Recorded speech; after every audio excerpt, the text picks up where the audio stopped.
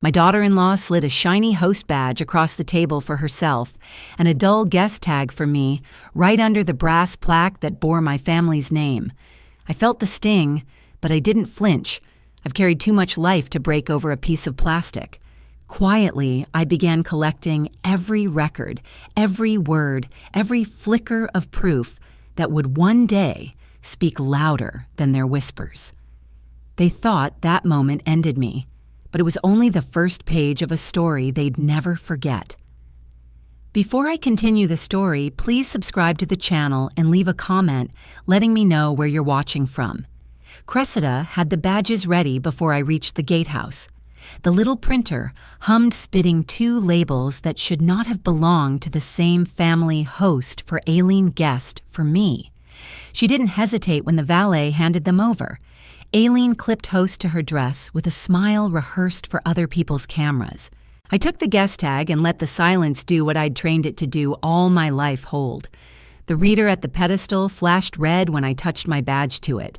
A soft, apologetic beep. Cressida looked at me with a flinch. She tried to hide, then used an override on the tablet. "You're all set, Ms. Delaney," she said, typing without meeting my eyes. Joran stood behind his wife, fiddling with the lanyard. He slid his badge into his pocket instead of wearing it. I caught the reflection of his phone on the glass as he looked anywhere but at me. "New list," I asked, mild as spring. "Updated this morning," Cressida answered. She turned the screen just enough. The roster showed departments and roles. I didn't see trustee beside my name. I didn't see my name at all. I let the oversight rest on the counter like a coin no one wanted to claim. Then I nodded my thanks, kept my voice even, and walked past the limestone wall that has held our family's summers and storms. Under the front portico, the brass plaque caught the hill country light. They shine because work was done. Aileen stepped into that light as if it were hers. She tilted her chin and said with a sweetness that only hurts in public, "Only elite bloodlines belong here." I watched the word belong travel from her mouth to the plaque where belonging has been hammered and paid for, not inherited. Joran's gaze dropped to his phone. Arliss Boone paused at the walkway, a neighbor with good ears and a kinder heart, and I knew the words had somewhere to live besides my chest. I put my thumbnail under the badge edge and pressed it flatter against my jacket. The guest looked at home where it didn't belong. "Let's not be late," Aileen added like a hostess guiding her party. She walked in without waiting. The vestibule smelled faintly of cedar and lemon cleaner. On the counter sat the physical ledger no one respects until it matters. I took the pen and wrote my full name, then in the comments added the word that had gone missing, trustee. Paper is a patient witness. Across from me, the lobby mic's tiny LED winked alive, then settled. Cressida returned to her podium, repeating instructions in the same friendly tone she uses for renters and vendors. I scrolled the tablet when she set it down just enough to read the headings. The staff guide was thorough, but it assumed the host was always the daughter-in-law and the guest was always the mother. It assumed a story and then installed it one badge at a time. Systems are merciless when you teach them bad manners. I set the pen back in its tray and listened to the building. The doorbell camera clicked when the wind shifted. Somewhere, a cart squeaked.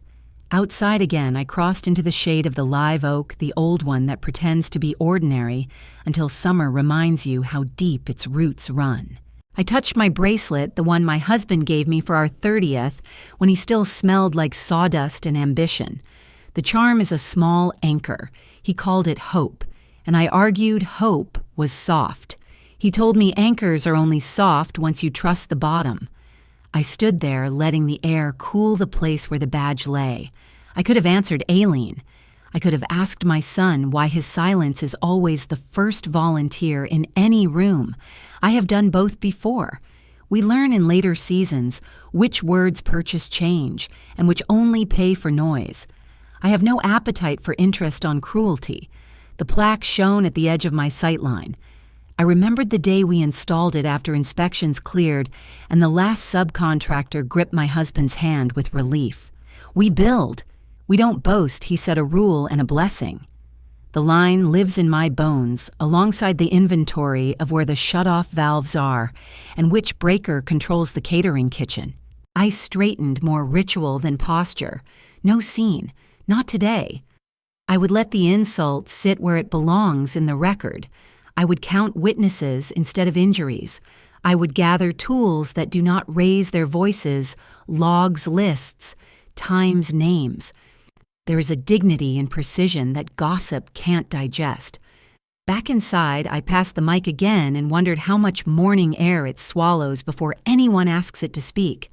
The guest ledger glowed under the downlight. My handwriting looked like my mother's for a moment. Firm, a little tired, unmistakable. I closed the book and felt the weight of it in my palm, as if the paper wanted to tell me it had my back. Outside, Aileen practiced her smile in the glass, something I once mistook for nerves. Arliss lingered by the planter, pretending to admire succulents. Joran stood at the edge of the steps, thumbs moving, eyes not lifting. The lanyard string hung from his pocket like a loose thread he refuses to trim. In Oak's shade, I counted to 10 as I taught Joran less to soothe him than to bring myself back to center. I pinned the badge properly and gave it one last press to keep it still. I have survived hurricanes of opinion. A piece of plastic cannot set my weather. The wind off the lake touched my hair. Somewhere, a dove repeated its own name.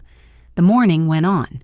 I swallowed my answer, steadied my breath, and reached for the one tool they forgot I built control. At daybreak, I opened the estate's access app and watched their lights flip from green to red. Sun bled through the blinds in thin ladders across my desk. Sable stood at my shoulder, quiet the way good security is quiet present, recording, not guessing. The dashboard showed Aileen's group as full access, every door a friendly green. I asked Sable to read the policy aloud while I moved the cursor. Temporary revoke 60 minutes audit note required. I typed my own sentence, owner present, badge reassignment observed at gate. Then I pressed save. The icons blinked once, then settled into red. Sable exhaled almost a whistle. Ma'am, the log will show both states, she said, before and after. I nodded. Evidence prefers twins, what it was, what it is. I opened the export pane, selected the last 24 hours, and added the before-after screenshot to the bundle. The system stamped time to the second.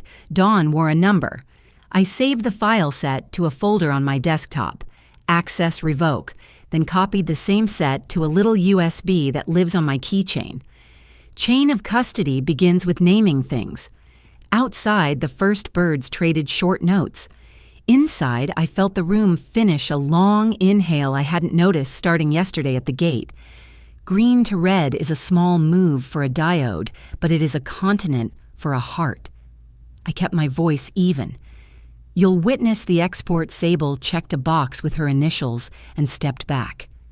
The blinds brightened. Something inside me did not. I wrote sunrise into note 641. No visitors because small facts, steady larger ones. Doors learned manners. We moved to the side gate console, a small kiosk that hums like a refrigerator. Sable cued the camera timeline to yesterday at 10:12 a.m. The screen showed the gatehouse window angled just enough to catch Cressida's profile. Off to the right, out of frame, a second voice weighted Aileen's cadence, bright and clipped. We raised the volume 2 notches. The printer on the counter fed a label, and the voice said what my badge had already told me. Print her as guest. Host stays with me. Even on a good day, words like that leave a draft. I let it pass through me and settle in the archive instead. Sable. I said, clip 12 seconds, starting 2 before the phrase. She marked in and out, locked the timestamp, and wrote a brief note extraction, performed in my presence file hash-generated. We saved the clip to the USB, then Sable signed her initials on a chain of custody page she keeps in her pocket notebook. Do you want audio enhancement? She asked. Not yet, I said. Truth doesn't need makeup on day 1. The server fans kept their steady breath. On the wall, a map of doors pulsed, tiny red lights patient as a metronome. I watched the seconds walk in a straight line along the scrub bar and felt for the first time since the portico that my hands had not forgotten their work. Housekeeping starts early on Sundays. The corridor outside the laundry smelled of starch and clean cotton, a calmer church. Lacey met me at the small desk where vendors sign for linens. She unlocked the iPad with a code, set it down, and stepped back far enough to let me decide what to see. The home screen looked ordinary enough folders with names that make a life sound like errands. I tapped one labeled Maintenance. Inside the calendar tiles stacked like roof shingles. Monday vendor hold. Tuesday tasting. Thursday florals. A small file hid between them named Seating Plan V3. I opened it and felt the polite cruelty of tidy fonts. Hosts circled in gold. Family table marked in navy. My name appeared near the service door with the rental rep's vendors. The chair number was mine only by the math. I took a breath and let it go out all the way. Then I made myself useful. Screenshots first, each tab, each list, each edit history, where the initials AV and JD repeated like habits. I exported the calendar to .sas and PDF, sent both to my drive, and saved copies with a name that would make sense later, Calendar Seating. A task sheet on the desk mentioned ceremony labels and a familiar name. I logged the detail and moved on. I scrolled one more day forward. The calendar held a rehearsal brunch tagged private. The guest list used initials, but patterns are honest. The cluster around AV looked like a bouquet bought on credit. My own initials appeared nowhere. The iPad's glass warmed under my hand. I set it down and thanked Lacey for the access. She nodded once, already turning toward carts and schedules loyal to work. In the hall, a hamper rolled by, full of white napkins waiting for hands that would fold them into swans. People build beauty even when they're being told they don't belong in the picture. I took that thought with me back toward the study where decisions live. Back in my study, the light had found its stride across the floorboards. I created 3 folders: Access Revoke Sidegate, Clip Calendar Seating, and tucked each file where it belonged. Names first, action later. I wrote a short list for Order Council call queued, vendor payments to be verified, discretionary spending under review, noon reminder set. I paused long enough to hear the ordinary sounds of a house doing its job air cycling and wood settling. Nothing in those sounds asked for permission from a bloodline. I closed the notebook. There would be no scene, no raised voices. Structure would do the speaking. And by noon, money would hear it loudest. I set pen down and steadied my breath. By noon, the money would learn a new word stop. I signed the pause order and watched the auto replies arrive like falling dominoes. Noon steadied the house. The study smelled of paper and coffee. Lacey set a rubber-banded stack of invoices by my elbow and stepped back the way a good steward does, present never prying. I thanked her, opened the finance console, and narrowed the view to discretionary lines that had crept in under event support. Tastings, florals, staging, a tent pretending to be maintenance, chair rentals, hiding as equipment. I checked each vendor against the calendar entries I pulled at dawn, then added a ledger tag beside every non-essential payment. Hold authorization review. Payroll untouched. Insurance untouched. Utilities untouched. I signed the pause and copied the legal inbox because paper, not volume, keeps a house honest. The inbox began to breathe in small, regular chimes. Subject lines stacked, received, acknowledged hold, awaiting authorized signer update. I let the sounds pass through me without triumph. Discipline, not victory. One reply from a rentals outfit I didn't recognize claimed our recent call updated billing to the authorized signer on file. The timestamp was yesterday mid-afternoon, the same hour my badge printed guest. I flagged the thread amber and opened the vendor account notes. A name sat where mine belonged. It wasn't a typo. My breath stayed even. My pen didn't. I wrote the time, the agent ID, and the last 4 digits of a card used to verify the caller. Then I opened the retrieval form and asked for the recording. The call center answered on the second ring. The rep, Nora, kept her voice brisk and kind. I gave her the timestamp and vendor ID and asked for the voice file with checksum and agent notes. Procedure likes clean requests. While the system assembled the packet, Nora read the metadata date, duration incoming number, and the ID of the agent who accepted verification. Verification was street address and last four of a card ending 9024. I wrote the digits and looked at my ledger. That end number belonged to my household card, not a company line. Someone had used fax from this roof to edge me out from under it. The file arrived as a secure link with hash values and a short transcript. I pressed play and listened to a calm female voice say, "List Aileen, as authorized. Remove Mora." The last word clicked like a door. I forwarded the file to Kendrick Payne at the downtown branch with a short note suspected unauthorized change. He picked up as the printer spat the last page. "Ms. Delaney, I see your attachments," he said, voice steady as ballast. "Will initiate vendor KYC refreshes and place a soft alert on new payees. Enforce trustee signature only on discretionary disbursements until we close the loop. No alarm, just steps." I agreed and asked about next moves. We'll contact the vendors in sequence, confirm who requested changes, and lock the profile if anything smells wrong. Keep your holds in place. If refunds are issued, we'll ensure the destination matches the controlling account. He paused. Paper wins eventually. It does, I thought, when you keep it dry. I printed the auto replies and clipped them to the pause order. Each page wore its purpose in the upper right corner. Pause order auto replies. Fake authorized signer. I updated my control memo. No reinstatement without trustee's signature. Monday, 10 a.m. compliance review with counsel. Noon vendor audit list to Lassie. Then I typed one calm line to the household list. Aileen Joran, the staff who manage their calendars. Discretionary spending is on hold pending authorization review. No accusations. No heat. Just the quiet word that changes a current hold. I watched the message leave my screen and imagined it landing in pockets that preferred spectacle to structure. Let them talk. I would file. Nora's secure link landed with the agent's notes and the phone log. The incoming number belonged to a prepaid line. I copied it into a small list I keep for things that will matter soon. I did not call Aileen. I did not ask my son for an explanation he had not earned. I scheduled instead audit batches, counsel call Kendrick's follow-up. I reopened the dot wave and listened to the briefest sound the headset click at the end. It was almost nothing, a mechanical exhale. Still, it was proof. Paper speaks even when the mouth that made it won't.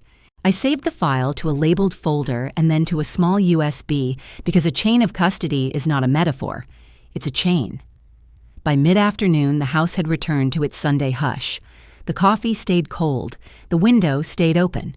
Records breathe best in fresh air. I looked once more at the ledger. Every pause was tagged. Every call logged, every file named. Justice, where it lives in houses like mine, begins with tidy shelves. A rumor can circle a table before supper. A record waits patient on the plate. I shut the console, wrote 2 lines in my notebook, and let the silence do what it does best, hold. I let myself read the transcript once more slowly, as if it were a page from an old family recipe. The words were simple. The intention was not. List Aileen as authorized. Remove Mora. Spoken in a tone that tried to sound like housekeeping, as if authority were a towel you could swap between rooms. I marked the margin with a small star and the time code.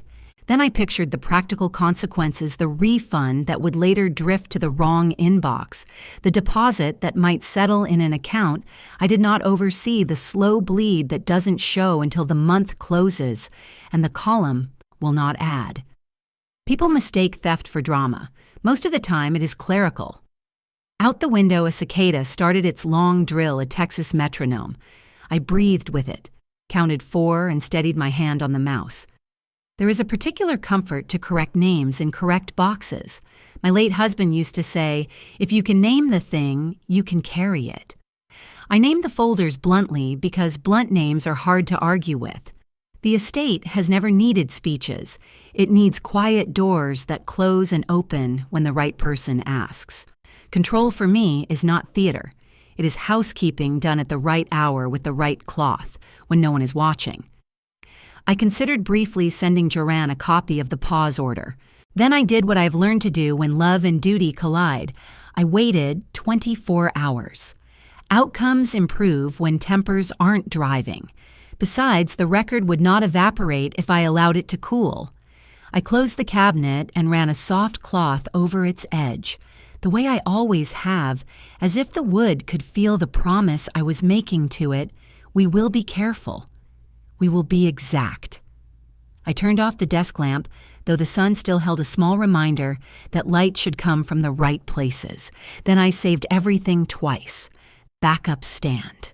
Link to next chapter. When they chose rumor, I chose records. By nightfall, their rumor had a flyer and our forensics already had a fingerprint. The study lamp poured a warm circle across my desk while the rest of the house settled. On the HOA feed notifications tumbled like loose nails in a tin. A glossy image led the thread a polished history of our estate, praising elite bloodlines, omitting my name and hinting our legacy was borrowed, not built. A neighbor from the garden club liked the post. A retired teacher asked for sources. I refused the comments' thicket. Breath in 4, breath out 6, start with a list. The design pretended that typography could mint ancestry. A fake archival mark sat in the corner. I checked the basics, nothing obvious, then pinged Asha for a screen share. Send the original, she texted. I dragged it to our window and watched her tools open like a careful tackle box. No drama, only function. She teased open the XIF and began reading it the way a nurse reads Vitals device model, capture time OS, build GPS disabled, but a user string intact. Asha has a way of sounding unhurried while moving fast. She mirrored my screen and opened a metadata viewer I've seen her use on family photos we rescued for flood victims. Pictures remember, she likes to say. The pane filled with tidy rows, make and model, shutter time software version. Buried deeper sat an editable field that carelessness had left intact, the device username. We didn't speak it aloud. We didn't need to. We verified the clock drift between the phone and the router 19 seconds and normalized the times so the events aligned. Asha overlaid the access point map and highlighted the hop from printer subnet to guest network. Her cursor circled the user string again, a vanity nickname that had appeared before on vendor emails I archived last month. Patterns are a kind of handwriting. Once you know the slope, you cannot unsee it. She saved the worksheet with a hash and emailed a read-only copy to my legal inbox. Facts deserve partners, so I opened the security console and exported the SideGate Wi-Fi associations from yesterday afternoon, the hour of the badge swap. In the log, a single MAC address reappeared with familiar regularity, the phone we had whitelisted months ago as family. Asha cross-checked timestamps. Same device hit the printer network, authored this image, and posted it, she said. She generated hashes for the image and worksheet, then added a narrative linking device, time, and network with a chain of custody header. Meanwhile, the thread kept chattering. Arliss asked politely for sources. I typed a reply, then deleted it. Fires grow when fed air. Paper stacked and labeled makes heat you can use later. I thanked Arliss privately and told her I was addressing it through process. She answered I heard the line at the portico. I'll put it in writing if needed. I saved her offer to a folder named Witness. I opened the HOA bylaws, their dullness is a virtue, and drafted a demand for retraction citing defamation and platform misuse. I attached Asha's memo, my screenshots, and a Wi-Fi excerpt with addresses masked, except the one that mattered. The subject line was plain, retraction requested, documented violation attached. I saved a packet for council and another for the board, then messaged Chiron the chair administrative note requested. Please add community conduct and corrections to the agenda. He replied, received. Forward exhibits in the morning. Notifications pecked at the screen softer now. I muted the thread and archived it. Muting is not surrender. It is stagecraft for patience. I set a calendar reminder for board submission times, flagged the packet for morning delivery, and placed a labeled USB beside the others. Access, revoke, side gate. Clip calendar, seating, and now smear XIF. They looked like rivets along a beam. I let my shoulders drop and let the room be quiet. Then I wait. I wrote one line in my journal: rumor is loud, records are louder. The bracelet at my wrist stayed cool the way old metal does when a room calms. My husband used to say, if you have the facts, speak softly and carry them. I shut the laptop not to retreat, but to preserve charge for dawn. The house performed its small night duties: clicks, creaks, the HVAC's even breath. I checked the porch camera. Oak branches swayed. The steps were empty. In the kitchen, I rinsed my cup and listened to the refrigerator's low hum. There's a difference between anger and fuel. Anger burns through. Fuel carries you. I turned off lights room by room and set my phone face down on the nightstand beside the bracelet and the USB. In the quiet, I pictured the flyer's author opening a polite letter with exhibits 1 through 6. No audience, no applause, just the scrape of a printer and the dignity of a signed receipt. The shortest way out of a lie is through a form. I set the envelope template beside the keyboard and confirmed the mailing list neighbors who wave at mailboxes and value fairness over theater. Before bed, I walked the hall and paused at Joranne's old door, the tape ghosts still faint on the wood. It is possible to be both mother and trustee without tearing. You follow the load path. My son may not hear me tonight. The accounts will. The board will. The ledger always does. By dawn, the only voice that mattered would be the one inside the vault. Link to next chapter. By dawn, the only voice that mattered would be the one inside the vault. The Seaholm District Bank was cool and quiet when I arrived that Monday morning. Lacey had left the key envelope for me, sealed and simple. The vault attendant guided me through the sign-in, his movements precise, almost ceremonial. The steel drawer slid open with a weight that seemed to carry memory itself. Inside lay the linen-bound ledger and a USB labeled Trust Video Notary MP4. I set them on the viewing table, my bracelet tapping lightly against the edge, a grounding sound. My husband's words came back to me. We build. We don't boast. I opened the ledger. Under the reading lamp, his handwriting lived again. Contracts, wire transfers. Contractor receipts, all logged with neat initials. The Delaney estate name appeared where the capital had come from. No shadows, no sponsors. I flagged key entries: the land purchase, the stone invoices, the plaque installation. His margin note read, plaque to honor built work, not bloodline. I photographed the pages within policy and logged the times. No rumor could match the clarity of ink that doesn't blink. At the viewing terminal, I loaded the USB. The video began with my husband in his navy jacket seated beside a notary. His voice steady, he confirmed trustee for life, unless resignation legacy built with documented funds, plaque to reflect labor, not lineage. The seal, the timestamp, the checksum, all intact. I copied the file to my travel drive as allowed, noting the clone with care. His voice held me rougher than memory, but true. Grief pressed against me, but calm power steadied the weight. From there, I walked downtown to counsel. Chandra Bell, my attorney, read the evidence without pause, marking 3 points on her pad: trustee for life. Source of funds, lawful and hours. Plaque, intent clear. She drafted the opinion letter with clinical precision. Ms. Delaney serves as trustee for life. Removal requires resignation or a court order, not present. Exhibits were attached: the ledger pages, the video hashed the bank log. The notary sealed the packet, each stamp a quiet strike of law over noise. 2 originals, one for the vault, one for me. By midday, I had scanned the PDF to the estate's legal inbox, filed a printed set into a blue linen folder, and labeled it Trustee Status Opinion. The document sat on my desk beside earlier evidence access logs, gate footage, calendar exports, smear metadata. Together, they formed a fence of paper unmoved by gossip, aligned by fact. I sent a simple note to the household inbox: please be in the blue study at 5 for a review of trustee status and authorization process. Recorder will run. No lecture, no anger, just structure. As the afternoon light slanted across the hills, I touched my bracelet once more. It had no crest, no engraving, just a plain anchor shape. Authority like love is best carried without decoration. The ledger, the video, the letterhead proof over posture.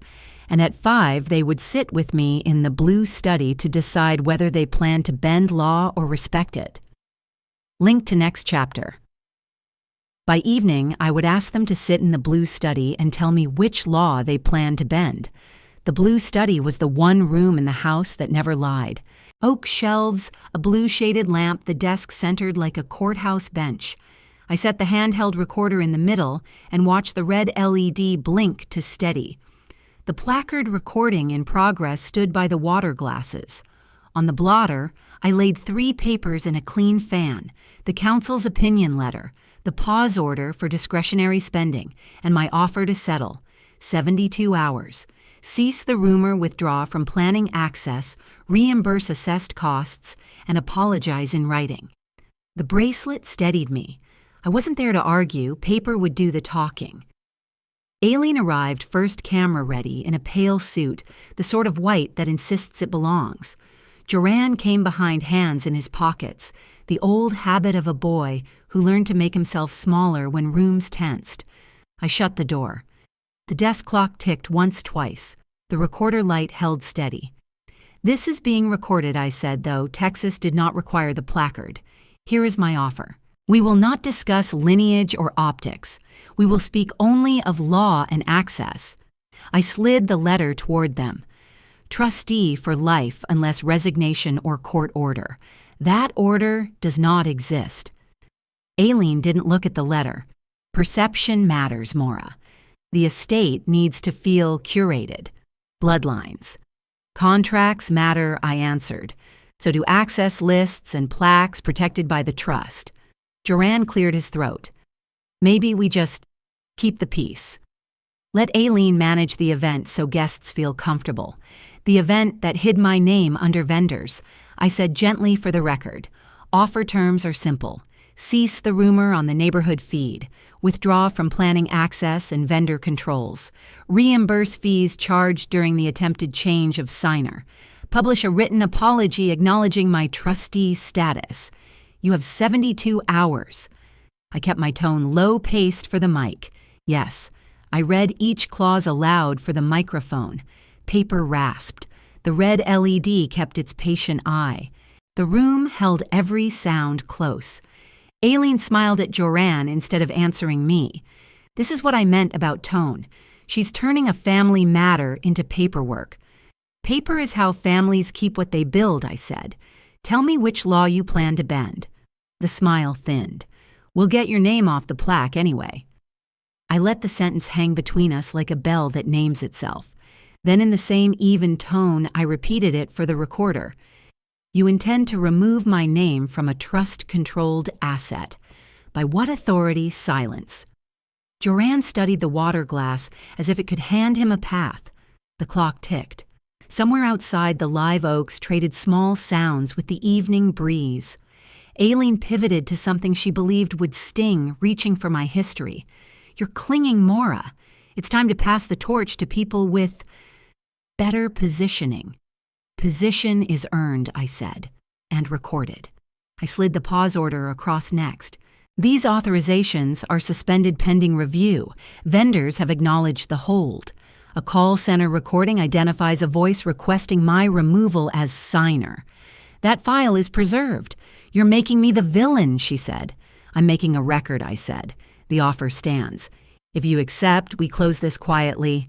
If you decline, we move to process, HOA retraction with exhibits, council escalation, and access revocation for non-compliant planners. You have 72 hours. Joran finally looked at me, eyes tired. Mom, can we not blast this online? I have not posted a word I said. Rumor chose the feed. I chose records. He nodded once, small, grateful, and ashamed in the same motion. Aileen gathered her bag. We'll talk, she told him, not me. The clock ticked again. The recorder kept the truth without hurry. After they left, I noted the time, named the file, and saved 2 copies, one to the secure drive, one to a labeled USB. The bracelet came off with the soft click of a habit that knows its place.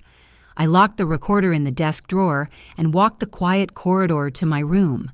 The house held its breath with me. The text buzzed just after 10. From Joranne, Mom, she went too far tonight. I'll talk to her. Let's keep this in the family. It was almost an apology, the same way a door almost shuts against a storm. I typed slowly, letting the words fit the line I had drawn all day. Keep it respectful. The offer stands for 72 hours. Paper not whispers. I added the thread to my evidence notes and set the phone face down. Somewhere between the lamp's pool and the hallway dark, I felt a square of hurt I did not dismantle.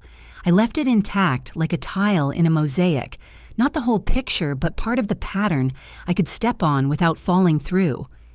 My husband's sentence returned a plank I could trust we build. We do not boast. The clock in the study answered from down the hall. Time, like paper, keeps its own counsel. I turned out the light and let the house take me back. I had not won or lost. I had placed the pieces where they belonged, offer on record admission on tape boundary and text. Tomorrow would say whether they understood structure or whether I would need to teach it in public. Either way, the work would be the same quiet, exact patient.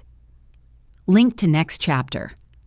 If they had a plan, Tuesday would bring me a witness I never expected. Shanda didn't use the front bell.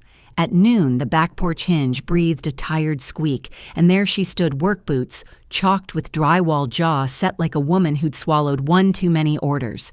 Mrs. Delaney, she said, eyes scanning the service entry the way tradespeople do. I waved her in. She set a scuffed USB in the center of the butler's pantry table. I'm done, she said. They asked me to reroute money and prep a temporary plate to cover the plaque. No permits, no trustee's sign-off. I won't be part of that. Lacey stepped in from the hall at my call witness clipboard already in hand. We labeled the drive, logged the time, and both signed the intake strip. Trust at my age rests on paper and signatures. Sit, I said, sliding a glass of water across. Shanda shook her head. I plugged the drive in. The laptop chimed. A folder opened. Emails first. On screen, Aileen's directives were crisp and coy. Temporary cover with classic serif. We'll finalize later. A red line drawing moved brass letters to delete Delaney, our name leaving estate to float hollow. Use the new entity for materials, another note read. A filled ACH form sat behind it, routing number bold as daylight. The LLC formed last week. A few messages CC'd Joranne. His replies were short, the kind that nod without owning a thing. I printed the transaction list and the plaque drawing, then generated a checksum for every file. The long hash strings, base 16 and indifferent, ran down the page like a spine that wouldn't bend to anyone's last name. Shanda initialed each page and each label. Lacey added her witness mark. We weren't swapping stories. We were building a record a stranger could trust. Why now, I asked. Because last night I heard what she said about bloodlines, Shanda answered, voice low. And because this morning I was told to submit the new plate by end of week. No permit. If anything goes sideways, it's my license. I've got 2 kids. I won't gamble them on someone else's social climbing. I wrote 2 words on the yellow pad kid's license and circled both. You did the right thing using the back, I said. We'll keep you out of the splash if we can. Papers first. We moved to the home office. I called the bank and asked for Kendrick in compliance. He answered in the same steady tone as before. I briefed him a fresh LLC tied to estate vendors and ACH redirection ordered by someone who wasn't the trustee and emails implying control that didn't exist. He didn't grunt or sigh. Our pattern engine already flagged an anomaly, he said. Send the packet, we'll open KYC and beneficial ownership review. Expect temporary holds. He explained the bank's flag would freeze any transfer tied to the shell while they verified who owned it. That suited me. Sunlight is a pause. I logged his badge number and the flag code beside the time. Note the time of this call, I said. He chuckled once. Already noted, Miss Delaney. We hung up. I wrote the time anyway. Shanda shifted her weight. Do I need to talk at any meeting, she asked. Not unless a judge asks, I said. What we have is enough to begin. Your duty is to the work and the law. Mine is to keep those 2 honest. We printed the checksum sheet, stapled it to the custody form, and slid everything into a craft envelope. I wrote USB Ortiz on the front and underlined it, then mirrored the packet with a second envelope labeled Plaque Billing. Redirect. Lassie sealed both and signed across the flaps. The drawer clicked shut. In the quiet that followed, I studied the red lines again. Builders move letters for alignment all the time. The sin here wasn't typography. It was the arrogance of lifting a family name like a stencil and calling the wall unchanged. My bracelet touched the desk and chimed once. I thought of my husband's penciled initials in the ledger, the way he measured twice, cut once, and never boasted. I emailed Kendrick the packet and CC'd counsel. Then I opened our HOA portal and filled the speaker's card for community conduct and corrections. It asked for topic exhibit count and time requested. I entered 35 seconds. The truth seldom needs more. Shonda rose. If I get calls, she asked. Send them to counsel, I said. If anyone pressures you, text Lacey and me. Keep your kids off any rumor thread, and bill us for the time you spent doing the right thing. She laughed, then sobered. I thought you'd yell, she said. I save my voice, I said, for reading exhibits. When the kitchen door sighed shut, I stood a moment longer at the pantry table. There's a smell to Courage sun-warmed cotton printer ink and the faint metallic hint of an overworked USB. People say mothers always know. We don't. We steer when the wind shifts and keep a home upright while others posture on the lawn outside. I sent one more message to the HOA chair requesting time on the agenda and noting that a forensic memo and Wi-Fi log excerpt would be filed before the meeting. He replied with a one-word acknowledgement. The board would be or it wouldn't. Either way, I would be ready. Lacey peeked in with the mail and a question I didn't make her ask. We're fine, I said. We'll keep everything boring. Boring is my favorite. She said, leaving me 2 last tasks, a thank you text to Shonda and a calendar block for counsel. I ticked both boxes and slid my bracelet under my sleeve. Link to next chapter. Paper was ready. Next came a room, a gavel, and neighbors who deserved the truth. The clubhouse foyer smelled faintly of coffee and lemon cleaner. I signed my name on the speaker's card for Agenda 4B and slid the exhibit packet to the clerk. Kyron, the chair, greeted me the way neighbors do, briefly without theater. A digital timer glowed on the far wall, counting down 2 minutes for each voice. I took a seat by the aisle and felt the steady weight of my bracelet against my wrist. People had their phones up. A few pretended not to. Aileen and Joran stood near the back half in shadow the way people stand when they want to be present and unaccountable at the same time. I noted who was filming, who was whispering, and who was staring hard at the poster board with the photo of our brass plaque. This was not a court and not a family quarrel. It was civic housekeeping, and I had brought a broom made of paper. When the clerk called my name, I stood smooth the edge of the packet and reminded myself fewer words, stronger spine. Rumor had run all weekend. Tonight the minutes would keep a different story. I felt the room's heat of eyes and let it pass through me like weather. The timer blinked, steady and different. At the lectern, I gave my name for the record and set the packet on the wood. The timer reset. I lifted the first tab. Side gate clip. 12 seconds, I said, and the clerk cued the file. The speakers cracked, then cleared. Cressida's voice came first, then a woman off camera print her as guest. Host stays with me. The room went quiet enough to hear the projectors fan. Second exhibit, I continued, is metadata from the neighborhood flyer. The image ties to a specific phone on our guest Wi-Fi during the capture window. I did not name Aileen. I did not need to. The EXIF report did that without adjectives. Final exhibit is counsel's opinion letter on trustee authority over the plaque and premises. I placed the copy on the clerk's table so the camera could see the crest and signature. Phones lowered. The timer showed 1 minute 20 seconds. I could have filled it with history, with hurt, with what it costs to be erased in your own house. I chose one sentence instead. Rumor is loud, I said, but records are louder. I stepped back from the mic and rested my hands. The timer kept counting. I did not. Behind the board table, Kyron met my eye and gave a single nod. He turned to the policy binder and the gavel moved a half-inch forward, the way a conductor moves a baton before the downbeat. Somewhere behind me, a chair leg scraped the floor. No one laughed. No one shouted. It is strange how quiet a room gets when proof walks in and sits down. Kieran tapped the gavel once. "Thank you, Ms. Delaney." He nodded to the clerk. "Section 6.3, please." The projector threw the bylaws onto the wall serif font's numbered lines. He read the clause on defamation in association channels and the remedies correction removal apology. A board member asked if the exhibits could be received in full. The clerk answered yes under posted procedure. Another asked whether the device finding was adequately documented. The clerk, careful as a nurse with a fragile vial, held up the XIF summary and the Wi-Fi log excerpt, then slid them back into the packet. The timer faded. The chair and board conferred in low voices, eyes on the binder more than on me. I stood and let the room breathe. Process is steadier than pride. Kyron spoke into the mic. The board finds a violation. We will post a correction on the thread and archive it with a notation that the flyer's source has been identified by device and timestamp.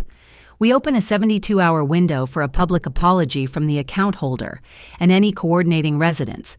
Non-compliance may trigger sanctions under Section 8, including loss of posting privileges and fines. A hush moved through rows. The clerk stamped the exhibits and returned the originals to my packet. Kyron looked toward the back. Legacy here is built by contribution, not claims of superiority. He didn't name anyone. He didn't have to. I felt no triumph, only the loosening of a knot. The poster board with the plaque photo seemed smaller, now less of a stage and more a label on a shelf. The gavel tapped. Agenda 4B concluded, Kyron said. Next item. And the room's pulse shifted back to drainage and holiday lights. In the foyer, the crowd thinned to the soft shuffle of chairs and paper cups. Arliss stepped to my side with the same steady calm. "If you still need a witness," she said, "I heard that line under the plaque." We moved to a side table where the clerk kept blank forms. Arliss wrote with a careful hand, no embellishment, just the sentence and the time, then signed. Why? The clerk notarized her statement and placed a copy in my packet. I thanked her without squeezing her arm or making a ceremony of it. We are Texas women. We prefer straight backs to speeches. Outside on the patio, evening air smelled of cut grass and warm stone. I did not look for Aileen or Joran. I walked to my car with the packet at my ribs. Relief didn't arrive as joy. It arrived as room space to breathe, to plan the next honest step. At home, I set the file on the desk, checked that each exhibit bore its stamp, and turned off the light. The bracelet at my wrist felt cool certain. The weekend had been noise. Tonight was notes on paper ready for the next movement. Quietly. Linked to next chapter. By morning, a vendor would bring me the last bolt I needed, their confirmation email. At 9:12 a.m., the florist's email slid into my inbox subject line, plain as a receipt. Ivy had forwarded a thread with a clipped sentence at its heart. Per Aileen's instruction bill, the new LLC. The attached quote showed a pre-filled ACH field and a company organized last week. I printed the chain, stamped it, received with the time, and filed it in a clear sleeve. My reply was spare. I am trustee of record. Invoices must reflect the estate account. Service will be honored when billing is corrected. No adjectives, no heat. Paper moves better without them. Before 10, Domino 2 tipped. Reed from the catering firm called to confirm the billing switch requested yesterday. I asked for a written summary. 5 minutes later, his email landed. Aileen, daughter-in-law, authorized change. Joran CC'd. I answered with one-line note that the change was not trustee authorized, and he sent a corrected addendum and the current quote. 2 vendors, same redirection. 2 threads, same signature of haste. I printed both and wrote a small check mark in the margin. Facts, then breath. Near noon, Kendrick from Bank Compliance called voice even as a level. We've got motion, he said. Their system had intercepted an attempted transfer to the flagged LLC and placed it under an automatic hold pending KYC and beneficial ownership review. He asked for the vendor threads. I uploaded PDFs through the secure portal along with yesterday's checksum list from the contractor's USB. He read each file name as it arrived, building a chain of custody in real time. Expect a pause on anything tied to that entity, he added. Will escalate. I logged the ticket number and the time. In the quiet that follows a solved equation, my office smelled like paper and coffee. I drafted a one-page backgrounder for the local paper dates, actions, rulings, nothing accusatory. Chandra cleared it by text, factual, only good, and I called Marta the features editor. I gave a short statement. We built this place with work, not lineage, and our records are available to any neighbor who asks. I sent the packet and closed the tab. Rumor prefers oxygen. I prefer summary. At 3, Ivy forwarded a last thread from the florist, a sketch for a temporary brass cover plate. Maintenance, the note called it, though the drawing showed my family's name hidden under a sheet. I filed it under plaque and did not guess at motive. I do not need motive to correct a ledger. The bracelet on my wrist stayed cool. I breathed in 4s and checked the timers I had set the day before. A hold notice from Kendrick's team arrived at 4 review, pending on the attempted transfer. I printed 2 copies, one for counsel, one for the wall file, and wrote a line in the margin. Institutions are slow until they are not. I thought of the HOA chair reading policy into a quiet room and of Arliss's affidavit, one sentence long and heavy as a stone. I thought of Aileen's line under the plaque and how it now sounded like what it was, posture, not power. By evening, I had nothing left to add and nothing to retract. Threads people post in anger do not delete themselves. They sit until someone names them and files them where they belong. Today, I had filed more than I had spoken, and I preferred that balance. The board's apology window would close tomorrow night. My own settlement clock would meet it at the edge. I washed my cup, set it to dry, and let the house return to its small, decent noises. Before I shut the blinds, I read the vendor threads once more, not for sting, but for structure. Each line wore the same hurried grammar, a request to switch billing a courtesy copy to my son, a promise to handle the plaque as if brass were a mood ring. The sameness reassured me. Patterns are kinder than guesses. They let you see where to press and how long to hold. I circled the dates in pencil on my yellow pad Friday for the florist draft Monday, for the catering confirmation today, for the attempted transfer the bank stopped before it grew legs. I drew a small arrow from the word rumor to the word record and set the pad aside. I pressed the stone with my thumb and heard my husband's favorite line move through my head like quiet weather we build, we do not boast.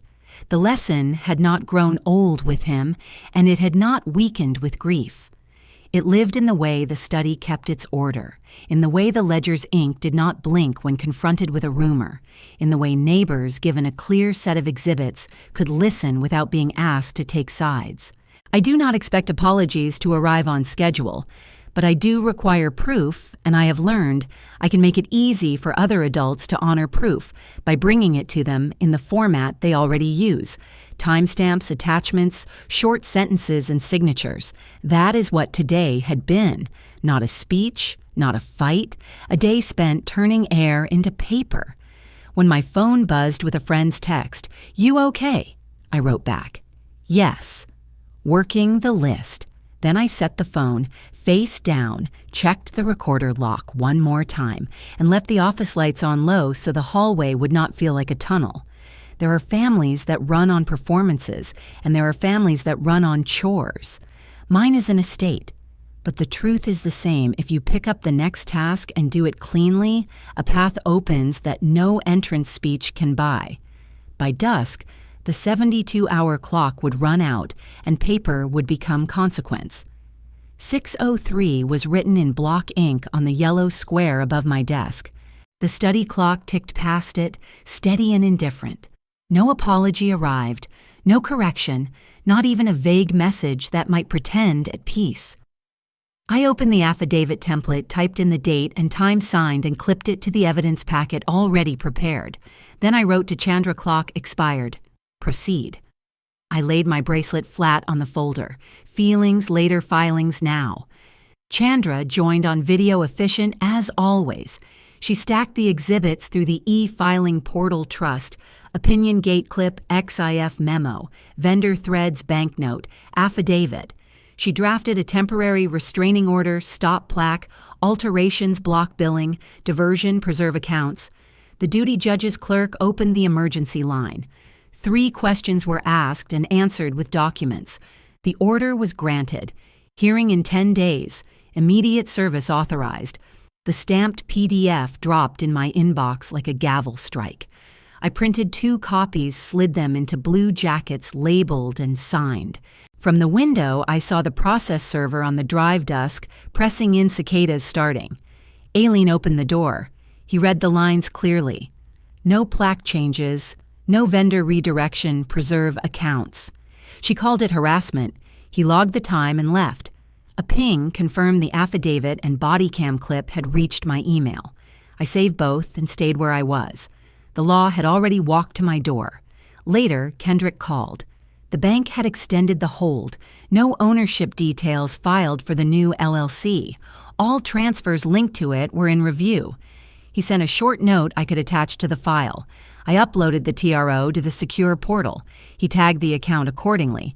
When we said goodnight, it felt like 2 adults keeping a roof from shifting, each doing a part, neither raising a voice. Upstairs, the quiet cracked. Joran dragged a suitcase into the hall. It's just for a few days, he said, eyes down. I answered without anger. The order protects the work we built. Your key still works. Your choices still count. He nodded, shoulders bent under words he didn't try to form. I offered 1 line. Paper is how we tell the truth without shouting. He carried it with him out the door. I stayed in the hall until the air settled back. Families don't break with thunder, they fracture in whispers and wheel ruts on wood. Sadness pressed in, but I wore the bracelet again. Resolve had to stand taller than hurt. Back in the study, I logged the service Kendrick's note, the updated exhibits. I refilled the printer tray, shut the safe with a quiet click. The house steadied itself. The plaque would wait for morning. Link to next chapter. With the order signed, the plaque could finally tell the right story, and so could I.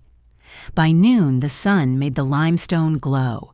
Shanda set her ladder against the portico wall, brown paper bundles of letters tucked under her arm. Each brass piece was labeled in pencil, Delaney Estate built by hands, kept by heart. She tested the anchor holes and gave me a nod. Neighbors drifted onto the lawn, forming a quiet half circle. Kyron from the HOA stood near the curb, sleeves rolled. Arliss waved from her hat's shade. Joran lingered under the oak hands in pockets. At the far curb, a car idled. The TRO explained why its passenger did not step out. I touched my bracelet his anchor and repeated his maxim to myself, we build. We don't boast. This moment was not about winning. It was about correction. Shanda unwrapped the first letter and placed it in my palm. Brass carried weight like memory. Ready when you are, she said. I lifted a printed card from my folder. My husband recorded this line years ago, I told the circle. Work funds legacy. Care defines family.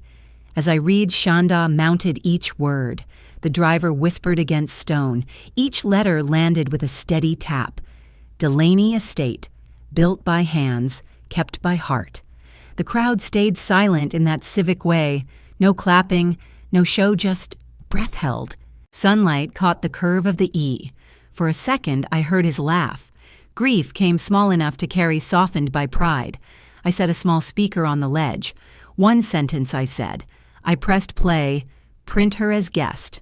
Host stays with me. I clicked it off. Rumor is loud, I added records are louder. Kyron stepped forward. For the minutes the correction is entered. The thread is archived with a note.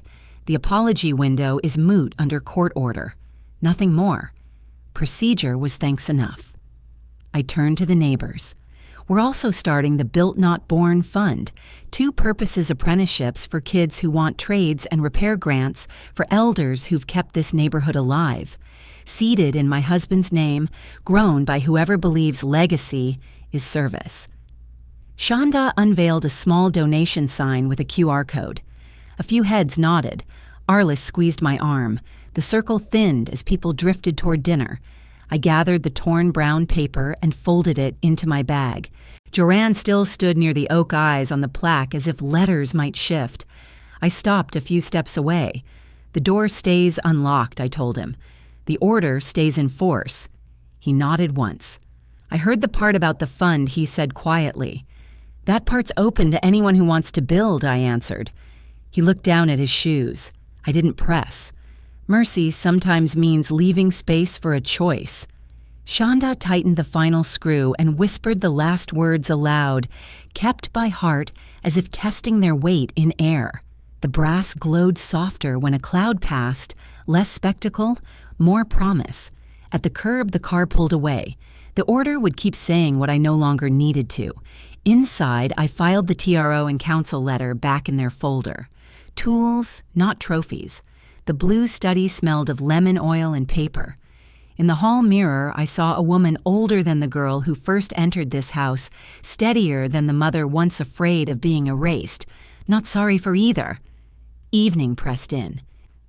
I wrote one line for myself, less talk, better records. Keep the door unlocked. I placed it under the recorder, then I touched the plaque again, feeling the sentence turn solid, built by hands kept by heart. That night, I set one last table, 3 plates a letter, and a key. The house was quiet in the way a workshop is quiet after the bell tool's put away. Sawdust settled the work, judged by what remains. I set 3 plates on linen, straightened the forks, and laid a single house key on a small white dish where my son's glass would go. The brass at the portico still held a ribbon of daylight. Its reflection moved like a pulse along the hallway wall. My bracelet rested against my wrist bone with the steady weight of my husband's old instruction bill, "Don't boast." Joanne stepped in softly like the floors might object. He paused at the sideboard eyes, stopping at the dish with the key. I didn't offer speeches. I lifted the lid on the roast chicken and asked whether he wanted leg or breast. Leg, he said, almost a question. We ate in the plain language of families that have run out of adjectives: knife, fork, water, salt. After a while, I slid a folded letter across the table. The paper rested by his plate like another utensil. "What is it?" he asked. "Boundaries," I said, in writing. "We can be family under them, not around them." He opened it, reading in small bites. The terms were simple respect inside the house. Therapy his first, together if it helps. No access to trust controls without written approval. Keep communication civil and documented. He nodded the way he used to when a tool's purpose finally clicked. "That's fair," he said. His glance flicked to the 3rd plate. "Is that for it stays empty tonight?" I said. We name what's missing without inviting it in. We cleared dishes together. The bracelet touched a bowl and gave a soft chime. I led him to the blue study. Lassie waited there with her notary journal, open pen aligned. Her presence felt like a lighthouse useful to storms and shores alike. On the desk lay the affidavit template. I read it aloud so the room, not just his eyes, would hear. He acknowledged forwarding vendor emails without authority, apologized for enabling a story that praised blood over work, agreed to non-interference with trust assets, and to keep communications documented and respectful. When I finished, I didn't search his face for a promise I couldn't audit. I looked at the notary block. He signed. Lacey stamped and logged the entry. I countersigned receipt and slid the page into a clear sleeve. Paper before feeling, feeling after paper. Back at my desk, the inbox chimed with the rhythm of closure. Chandra's email arrived first. Vendors accepted restitution letters. Invoices reverted to the estate. Credits will settle by quarter end. 10 seconds later, Kendrick's secure note, the shell account, failed KYC. Closure proceedings initiated. Any attempted pull will flag and fail. A minute after that, Kieran forwarded HOA minutes correction, published thread archived apology, window moot under court order. Institutions finished what rumor started. I printed each note, initialed the margins, and filed them under a tab marked Repair. We returned to the dining room. The key still sat in its dish, small and solemn as a promise. I pointed to it. "This is for you," I said. "It opens doors here, not arguments. Conditions are simple civility. No interference with orders, respect for people and paper. If that sounds like home, take it." He lifted the key and threaded it onto his chain. He didn't defend Aileen, he didn't condemn her either. He chose a boundary and wore it. "Mom," he said, the words sanded down by the day. "I was wrong. I know I answered. Let's be right from here."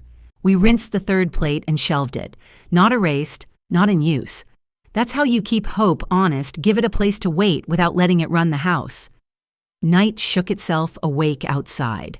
The wind chimes along the porch gave 3 small notes. I stepped out while Joanne gathered napkins.